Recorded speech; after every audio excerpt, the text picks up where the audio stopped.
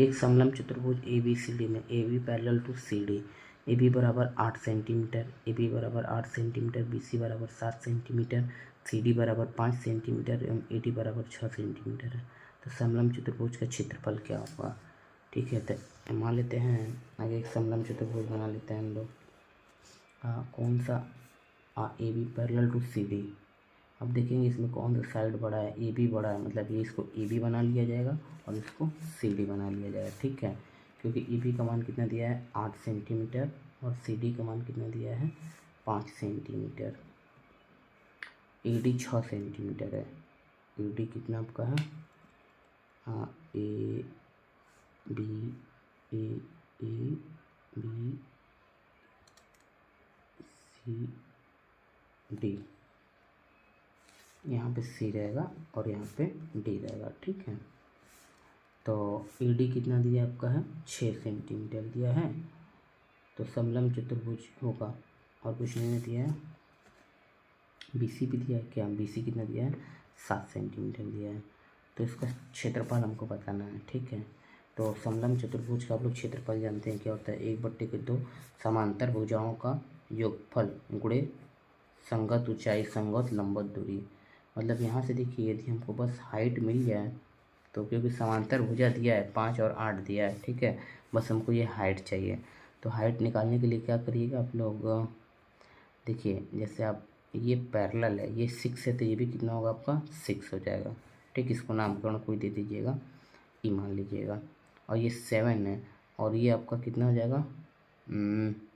Total आपका 8 है और ये आपका 5 है तो ये भी कितना होगा 5 हो जाएगा। तो ये कितना हो जाएगा आपका 3 हो जाएगा। ठीक है, तो ये आप त्रिभुज हाइट आपको चाहिए त्रिभुज ई बी सी में ले लीजिएगा, त्रिभुज ई बी सी में। ठीक है, तो आप जानते हैं यहाँ पे त्रिभुज का जो क्षेत्रफल होगा, मतलब त्रिभुज का क्षेत्रफल 1/2 आधार गुणे ऊंचाई। आधार कितना है आपका 3 है और इसका ऊंचाई मान लेते हैं h।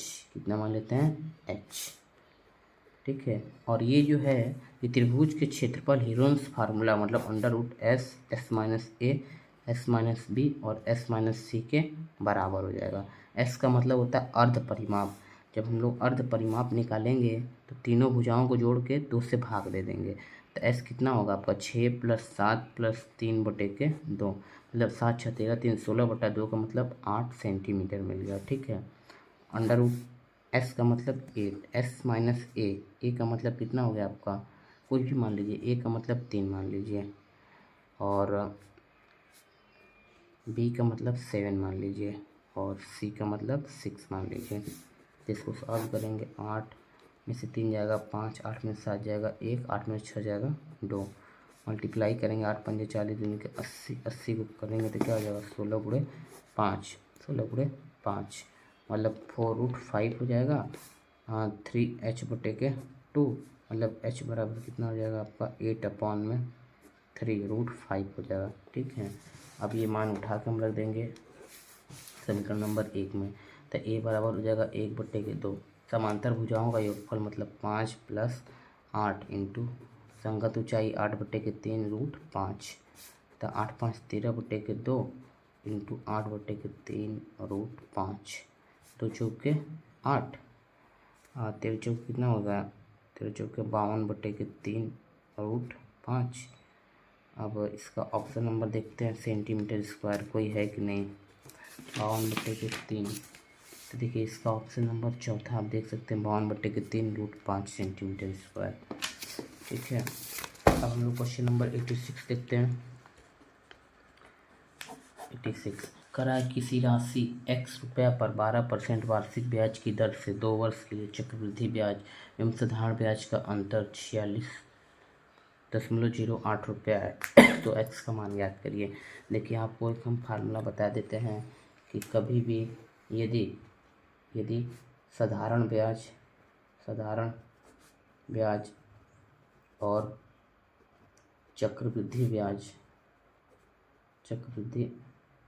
ब्याज का अंतर 2 वर्षों के लिए दिया हो, 2 वर्षों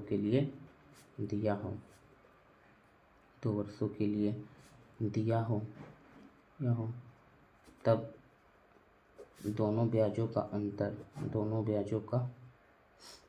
अंतर बराबर होता है मूलधन, मतलब P इंटू होता है आपका दर अपॉन में 100 का स्क्वायर। ये फार्मूला होता है, इसको कभी भी आप लोग भूलिएगा मत, ना कि नॉर्मल वाला फार्मूला आप लोग लगा करिएगा। दोनों ब्याजों का अंतर दिया कितना है आपको, दोनों ब्याजों का अंतर दिया है 46.08 रुपया है।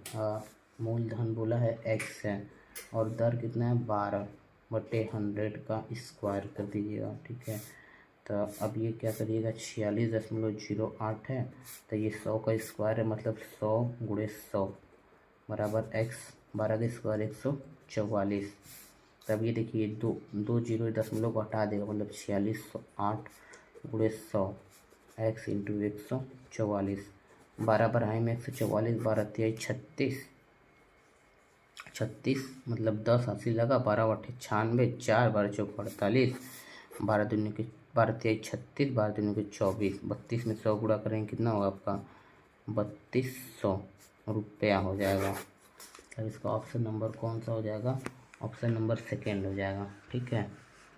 क्वेश्चन नंबर हम लोग 87 देखते हैं। करा 327 के पावर 25 में इकाई स्थान का अंक होगा। तो ऐसे क्वेश्चन करने के लिए बस आप इकाई के अंक का ही देखिएगा। तो इसका इकाई का अंक कितना है 7 के पावर 25, ठीक है। अब 7 के पावर 25 को आप लोग क्या लिख सकते हैं, 7 का स्क्वायर के पावर 12 इंटू 7 के पावर 1, क्योंकि 12 दूनी के 24 और 24 में एक जुड़ेंगे तो 25 हो जाएगा। अब 7 का स्क्वायर करेंगे कितना होगा आपका 49 के पावर 12 इंटू 7 के पावर 1। अब देखिए इसमें आपका 49 में इकाई का अंक आपका क्या है, इकाई का अंक आपका 9 है, क्या है 9, तो 9 के पावर 12, ठीक है, 9 के पावर 12। अब 9 के पावर 12 को आप लोग क्या लिख सकते हैं, 9 का स्क्वायर के पावर 6 लिख सकते हैं। 9 का स्क्वायर कितना होता है 81 के पावर 6। अब 81 के पावर 6 मतलब इसका इकाई का अंक क्या है 1 के पावर 6। 1 के पावर 6 का मतलब कितना हुआ 1, और यहाँ पर जो इंटू 7 है 7, क्योंकि ये भी इकाई का अंक है तो 1 इंटू 7 क्या हो जाएगा आपका 7। तो मतलब इसमें इकाई का अंक क्या हो जाएगा आपका, इकाई का अंक 7 होगा।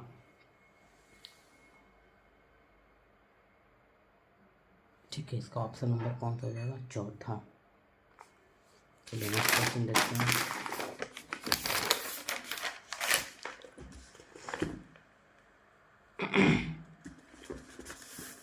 क्वेश्चन नंबर 88, यदि 2 के पावर x बराबर 1/3 के पावर -2 माइनस 1/2 के पावर -3 डिवाइड है 1/4 का स्क्वायर, तो x का मान होगा, ठीक है। तो ऐसे क्वेश्चन करने के लिए 2 के पावर x बराबर, अब इसको सॉल्व करेंगे तो 1/3 है, जब माइनस साइन प्लस में होता है तो आपका फ्रैक्शन चेंज हो जाता है, मतलब 3/1 का स्क्वायर हो जाएगा, माइनस है। अब देखिए 1/2 के पावर -3 है, जब माइनस साइन चेंज होगा तो फ्रैक्शन 2/1 हो जाएगा, 2/1 का क्यूब हो जाएगा, ठीक है।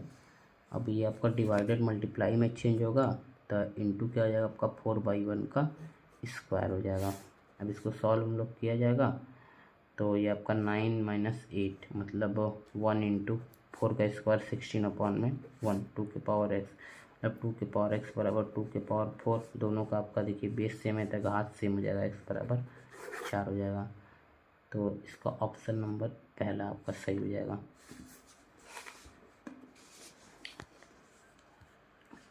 बंद करो।